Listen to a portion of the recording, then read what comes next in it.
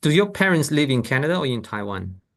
They're in Canada. Canada. Okay, so but your dad still supports the Kuomintang. Not necessarily. He's never been too political. I think because I'm sure you know some of the history. The KMT 国民党, they came from mainland China to Taiwan, right? It was a party that was founded in mainland China. They came to Taiwan. It wasn't something that was founded in Taiwan. So he would be a kid at that time to Oh, be. yeah. Yeah. Well, he was born in, the 60s, right? Oh yeah, And so so, okay, so you mean so your grandparents basically they yeah, are the yeah. they came And from mainland. so my dad's not particularly political. I mean, he has this, thoughts and feelings about things.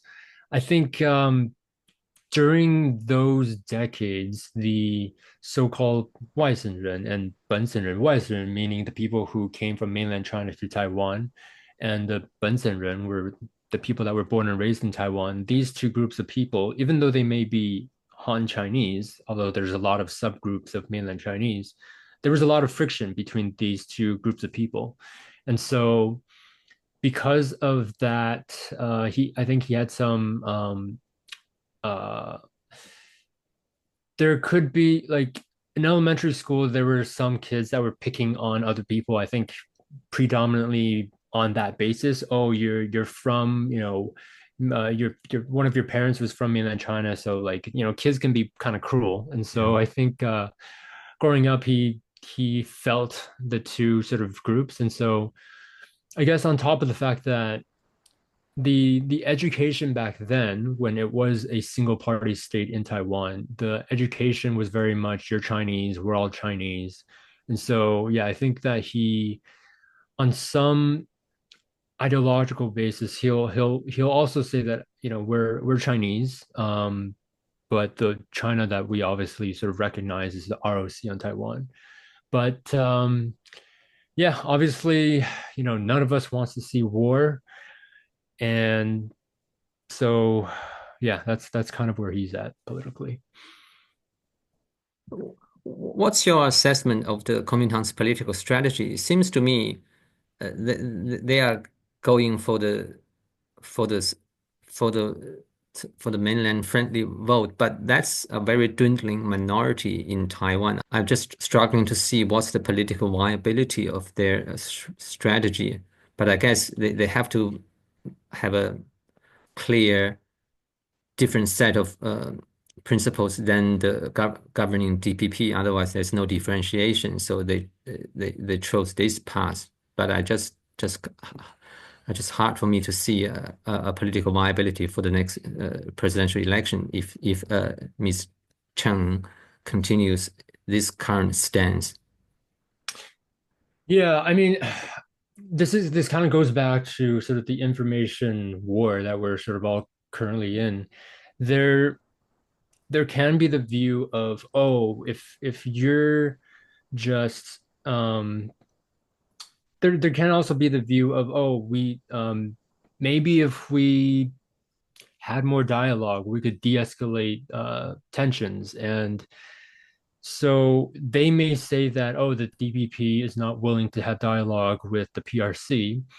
Just to clear the record, the DPP is willing to have dialogue with the PRC, but what the PRC wants, because they know they can use, so what the PRC wants is for the DPP and anybody else is to agree with something called the 1992 consensus Mm. before they start dialogue. And that way they could say that, oh, the DPP doesn't want to use dialogue. And so they're the ones that are escalating tensions. But in reality, it's just that in order to have dialogue in good faith, there can't be a pre sort of agreement before the talks even begin, right? And so the KMT, however, they're the ones who kind of do agree with the 1992 consensus. Like, not, it's not like everybody that's KMT agrees about everything, but broadly speaking, and just for people who don't know what the 1992 consensus, I'll kind of briefly go over it. So in 1992, there were some officials from the KMT in Taiwan and the communists and from the PRC. They met up, I believe it was in Singapore, and they had a meeting. It was just a meeting where people talked. They never reached a formal legal agreement or anything, but it was actually not called the 1992 consensus until I think it was years later that Yeah, in the retroactively somebody 2000, called yeah. it. Yeah, somebody called it the 1992 consensus. Now, There are actually no consensus because there's the no two consensus, sides right? completely disagree about what it means. Yeah. So I'll try to explain it. So the maybe the only one thing that they and keep in mind this was back in the 1990s and people's attitudes have changed in Taiwan that there was only one China and this at the time this is before Taiwan fully democratized, so the KMT was still the party that got used to being the single party state. So they also traditionally, right, the ROC also thought that there was only one China and they were the one China. Obviously, the PRC also think that there's only one China and they are the one China. And so the only sort of agreement was that there was one China, right? However, obviously the ROC side thinks it's the ROC and the PRC side thinks that it's the PRC. So the KMT will say that the 1992 consensus is one China respective interpretations, right? So basically what I said earlier, that there is one China, but we just have different interpretations of what that China is. But the PRC does not accept one China respective interpretations. No, And there's because only one interpretation for them. there's only one interpretation, it's one China, and we are that China, and there is no room for respective interpretations. And so that's obviously not something that the DPP would ever agree to. But the KMT still thinks that, well, we could try to use this to at least have some kind of dialogue, and maybe with this dialogue, we may be able to sort of de-escalate things. And I think sometimes, maybe not everyone, but sometimes people in that camp may be a little too naive or trusting, thinking that if we just play nice, they will be nice in return. The reality is they think that they have more leverage and more power, and they want to be able to use that to get as much as they can. So, Well, I guess if you really want to be cynical, have a cynical view of this situation, well, the PRC does have enormous military power and economic leverage, and they and in terms of international politics, power is everything. Like look at the United States, what Donald Trump is doing, like bombing the boats. They can do it because they can, and nobody else can say no to them, and nobody else can veto their decision.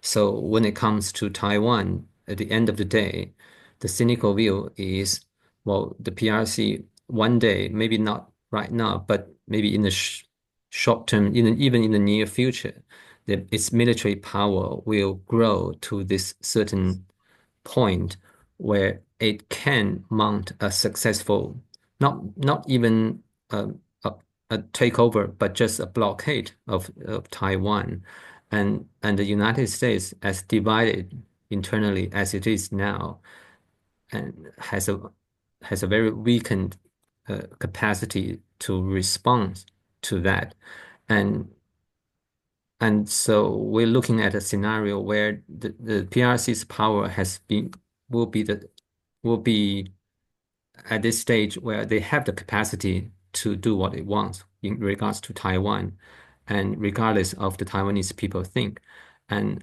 that's been true throughout the history of the world. Well, through the history of civilization, uh, country take over another country take over territories by sheer force, and that's what happens, and there's nothing you can do about it.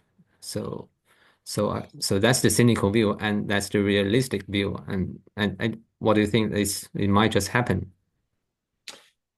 yeah, so there's a lot there. Obviously, yeah, we the Taiwanese people have known from, decade. Even I was born, and born and raised in Canada. Like we know that they are this sort of giant, and we're sort of, I'm from Vancouver, and we have Vancouver Island. Taiwan is roughly the size of Vancouver Island, right? And so we've always known the sort of the power dynamic between the two of us. Um, there's a lot at play here. I One thing that I think a lot of people don't know, and I've only learned this in recent years, was that the operation that the PRC or the PLA would need to conduct to fully take over Taiwan would be called what's called an amphibious invasion, right? And it turns out, I guess, somewhat luckily, an amphibious invasion and annexation turns out to be the hardest military operation ever in all militaries in all of history. So we're in that sense, we're kind of lucky in that sense. At the same time, even though they're trying to be more and more self-sufficient, they are heavily dependent when it comes to energy and food on imports. And the people who have looked into this, they'll know about the Malacca Strait, which is a waterway in which a lot of those imports come from. But they are trying to become more and more self-sufficient. I can't predict the future, right? And we're aware of the power dynamic, and so yeah, I can't predict the future. I think before we're in a situation that is sort of too far gone, we want to do as much as we can to prevent it from even happening. There's I'm just a concerned citizen, and I try to do. I mean, I at the bare minimum, I try to explain to people sort of what the situation is, and I feel need to, because they already we're vastly outnumbered just people wise, and so they have their propaganda channels on YouTube, Facebook, Instagram, and Twitter, and so even when it comes to explaining the situation, they flood their airwaves by like over probably like 1,000 times than even what the Taiwanese people are doing. And I don't even think that we are doing a very good job of explaining the situation from our point of view. So yeah, I just do the little that I can. Being a Canadian, what's your view on the Donald Trump phenomenon? I mean, looking afar from Australia, it seems completely strange to me that he started his term starting a trade war with Canada. I mean, what's the point? and and also he probably just set up Carney to be the prime minister because of his trade war with very unnecessary trade war with Canada and to so what's the Canadians' general view of your southern neighbor at the moment? Well, I think most Canadians were generally not a fan of Trump, even during his first administration. And I think that got ratcheted up because of his comments about turning Canada into a 51st state, which is even funny for me to say out loud. And yeah, it's funny because we used to be able to say when talking to tankies, as we refer to them as before, that what territory is the US currently threatening to annex by force? And before we would be able to make that argument because before the US wasn't, right? But now you have the US under Trump. They want Greenland as well. Greenland's well. So I think Greenland is when it comes to Canada, I don't think that Trump is really trying to or wanting to annex Canada. I think that is a rhetorical tool to add pressure to try to get more out of trade with Canada. And you're right. In Canada, it was pretty certain that the Conservative Party was going to be in power. Yeah. But because of Trump's rhetoric, it vastly sort of for maybe one reason or another, it was perceived that the Liberal Party was more sort of maybe patriotic, and so that very much helped there might have been a perception that the conservatives, by default of being conservative, might be sympathetic to the right-wing party in the United States. And so, yeah, Trump's rhetoric ironically helped the liberals, even though they've been in power for the past, 10 years. Trump very much helped Carney get in power.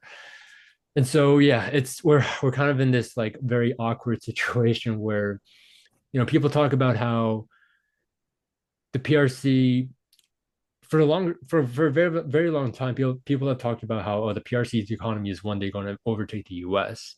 I know that there may be some question about that right now, and but one thing that the U.S. did have, and hopefully will have in the future, is allies, right? That's And right. that if we work better with our allies, that we stand a stronger chance, more united in confronting sort of common adversaries. But with I mean, some people also point out, oh well, Trump is sort of poking NATO to up their spending, and I think There's certain merit to that, I guess. there's certain merit to that Yeah. for sure, and threatening Canada to be a Mm. 51st state, I Yeah. think that some Canadians may have realized, okay, maybe we do need to maintain our military and not sort of just leave it to the Americans.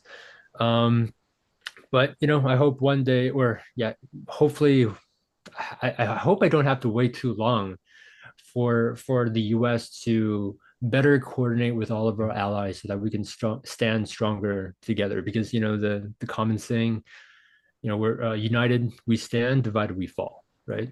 So Well, it's not promising because to me, the right-wing politics, the MAGA wing of the Republican Party has taken over, and even if Donald Trump is gone, his deputy J.D. Vance is a so-called America First uh, ideology, and that wing of the Republican Party will definitely always be insulting their allies because they don't think they need allies. And I think to a certain degree, they even treat Russia as a better ally than the rest of Europe because in terms of culture and social issues, they probably align more with Russia in terms of, say, LGBTQ rights, uh, women's rights, all those so-called woke issues, they agree with Russia. That's why they are so sympathetic to Putin and they are so against Ukraine. So maybe you are optimistic, like the next president after Trump will revert to a more traditional Western alliance yeah, system. yeah, I wouldn't expect things to go back to like the Mitt Romney days. I'm aware that the culture amongst the civilians have also changed, and so I don't know if, yeah. So I recently shared a clip of back when JD Vance was still running for being a senator. Mhm. Unfortunately, he won that race, but one of the questions during the debate was, um, they had just finished talking about Ukraine, and the anchors mentioned, so if the PRC attacks Taiwan, what would your response be? Should the U.S. intervene? The Democrat, I think his name was Tim Ryan, Tim Ryan. I think it might have been, yeah, yeah, Tim Ryan. congressman. Um, he, on principle, said Taiwan is a democracy. We're fellow democracies, and on principle, we should stand together and things like that.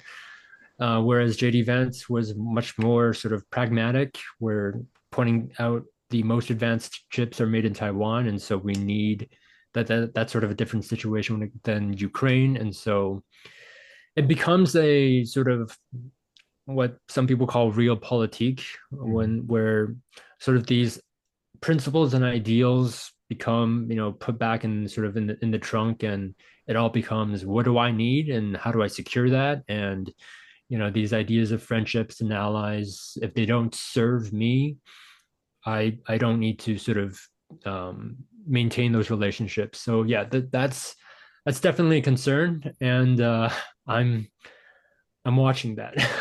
Yeah, that's I'm why I'm always puzzled by the Chinese American the very enthusiastic Trump supporters of the Chinese Americans, the MAGA wing of the Chinese diaspora, they kind of project their understanding of the Taiwan issue. Well, they are very pro-Taiwan, that's for sure, and they're very anti the Communist Party. But they project that sentiment onto Trump because they agree with Trump on many social and cultural issues, and they think Trump is the savior and Trump will help Taiwan. But given just this week's Trump's meeting with Xi and the way Trump talked about before the meeting, there was a press gaggle with journalists on Air Force One, and when the journalists asked Trump about what will you when you mentioned Taiwan in your meeting, Trump said first, no, I won't, and they won't. Well, that's true because both sides didn't raise the issue. But second, he immediately pivoted to chips. So I mean, a normal Republican president or a Democratic president will say, well, Taiwan is our ally. We have a duty to protect the democracy of Taiwan, right? Something like that. But Trump's understanding Taiwan from his reply is basically the first thing he talked about is the chips. The Taiwanese companies are investing chips in the US. We bringing in a lot of money, and also I think he said incorrectly that NVIDIA he seemed to think NVIDIA is Taiwanese company, Oh yeah. and Yeah. he forgot it's American company. But all he talked Yeah. about when the topic comes to Taiwan is the chips, which is basically reflects Trump's transactional view of the international relationship. He doesn't view Taiwan as anything other than investment source on the computer chips. And if the America so naturally, the natural conclusion will be that if American can get the chips investment from Taiwan and or American can produce enough chips of its own, he will abandon Taiwan. That's my understanding because that's what he says. He never in his first term or the second term. Well, there is one instance he privately told, I think told some in a donors meeting that he will start bombing Beijing if Beijing starts a war. Oh, But yeah. that's a private donor, and he's kind of a stream of consciousness way of talking, and he just say whatever comes to his lips.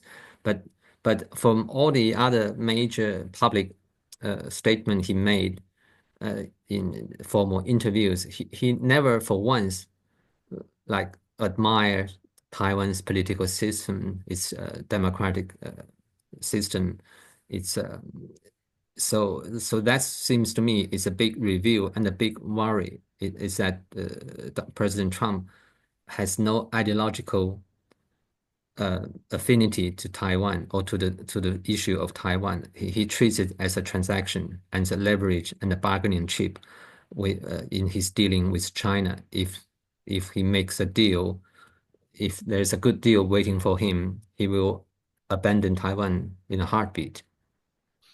Yep, that is a big concern amongst the Taiwanese, and yeah, I agree with what you said. It's the polite way to put it is it's pragmatic. It's all Yeah. about what I can do to my advantage. What I can if I can decrease unnecessary sort of I don't know if I would use the word obligation, but basically, we want to do less that we don't have to do, and we want to get as much as we can. So yeah, it's I hope maybe in the sense of I guess we're kind of lucky that TSMC is in Taiwan, and so in that Mhm. sense, like imagine if today we didn't have TSMC, where Yeah. would we be today, right? Although you know people also mention that it's not just about TSMC. It's also that Taiwan is geographically placed where it is. Mhm. That The if the first island PRC chain. first Mhm. island chain, right? If the PRC were to take Taiwan, they would be able to have easy access to the Pacific Ocean, and that could make the United States a little bit more vulnerable. I hope that I'm sure somebody has told this to Trump. Yeah. I I wonder how much that is a part of his calculus, how much he thinks this is important. Maybe he thinks, well, I'm close to my 80s. I don't need to be I don't need to worry too much about that as long as we get the chips. Whatever happens after that, so be it, sort of thing. It's yeah, it's a concern, and that's why I said before I'm a concerned citizen. Yeah. If you don't mind, maybe Yeah. I might ask you I'm assuming you were born and raised in mainland China. Yes. So what how did you arrive to where you are sort of politically today? Why do you think it's why are you willing to oppose or criticize the PRC? Why are you not sort of automatically supportive of them? Well, I grew up in the late 1980s. That's where, like in 1989, when the Tiananmen protests happened, I was in high school. So that was in my formative years. While you begin to read politics and read history, and I listened to the shortwave radio. There's no internet, of course, at the time, so I listened to Voice of America, Radio Australia, and BBC, and at that time, and so I guess I'm heavily influenced by the so-called Western propaganda, CIA Yeah. propaganda. So I guess I've always been a liberal in that sense, growing up. Uh, I'm a part of that generation, the 1989 generation. And after that, the crackdown, I mean, the Deng Xiaoping initiated sweeping market reform across China, and the Chinese economy starts to grow rapidly. And I think, and then I went to university in Beijing. Politics among the young Chinese generation after the crackdown, because um, your parent will tell you.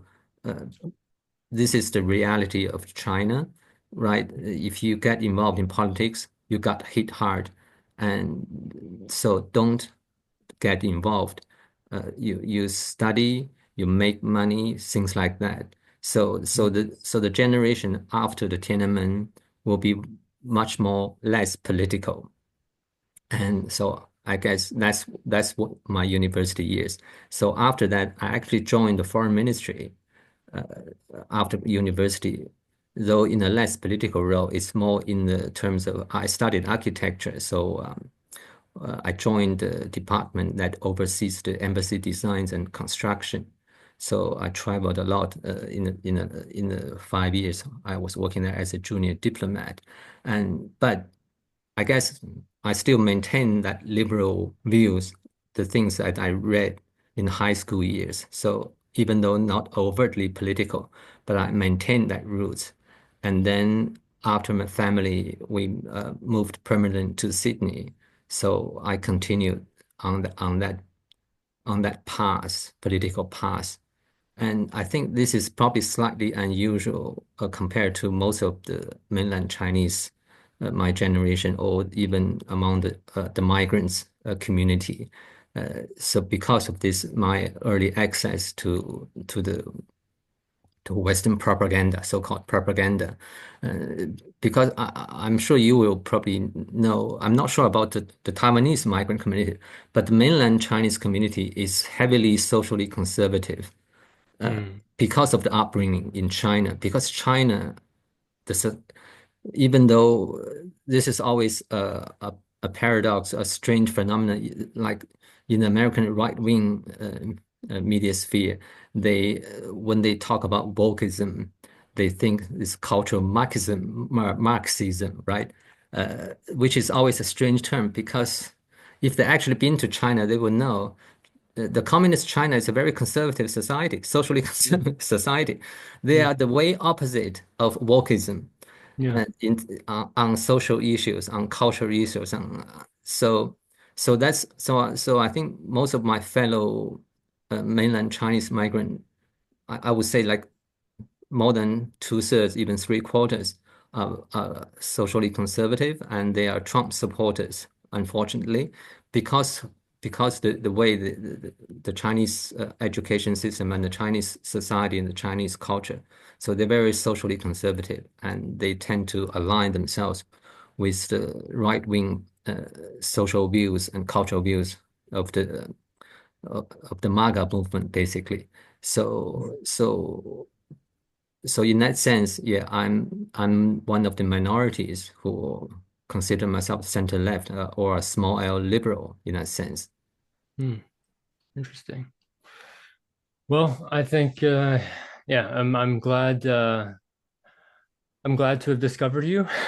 I'm glad to know that there are people like you out there, and there's things that you know, having been born and raised in mainland China and what it was like there, that I wouldn't know, right? And so I think your experiences and your knowledge, having, being born and raised there, and also, living in Sydney now, and being a small L liberal yourself, yeah, I think that's very valuable. So I commend you for what you're doing, and I hope to see more.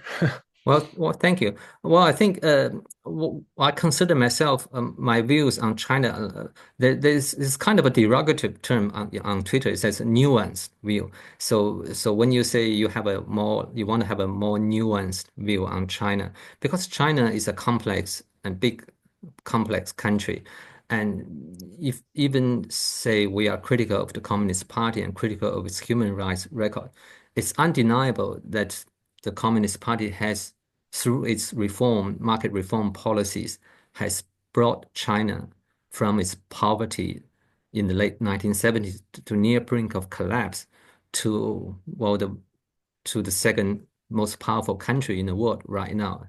And so when I say nuanced view is there practically there's no alternative at the moment to the Communist Party. Even if they have a democratic election right now, the Communist Party will win, just like Putin will win 90% of the vote. So there's no practical alternative.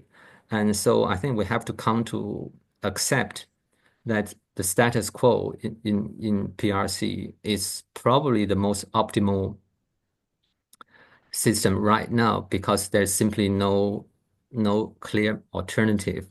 Although I do support like gradual reform, political reform, and more political freedom, but majority of Chinese probably agree with the Communist Party that their first priority is to maintain stability, to maintain social order, to maintain economic growth, and political freedom is not on the top of their minds for the majority of Chinese.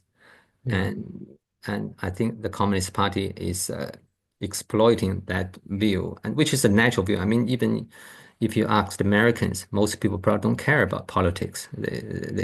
Half of them don't even vote. And so for most people, their first priority is to have a stable environment to raise their kids and to go to good schools and have a better life. So that's what I say when we call for a more nuanced view of China, is that we need to accept the reality of the Communist Party's dominance in the political and social life in China, and then we work through it, work with it to help improve the The lives of the lives people of Chinese, in China. and Yeah. I think that Donald Trump's trade war doesn't help. It hurts America and it hurts China, so nobody benefits. It's just a very stupid, which is a stupid idea, and also he's launching the trade war on all fronts against all Western allies, and in that way, there's no way to. America is powerful, but it's not that powerful. And when you start a trade war with every country, there's no way America gonna win against every country, right? The smart way,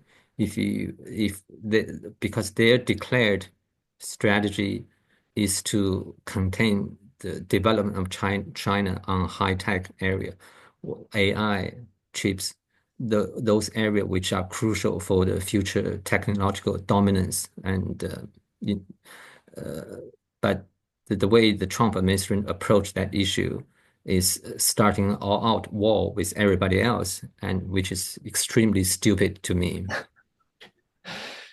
Yeah, I think this is when ideology can play a role, a negative role, where it can also it can become like a political religion where you're very attached to a set of ideas or a methodology, and you sort of it's almost kind of like an emotional attachment where you think, oh, this is the right thing to do, and I can't let go of it. It has to be, even when people try to convince you, well, the facts on the ground don't really match what your stated goal is.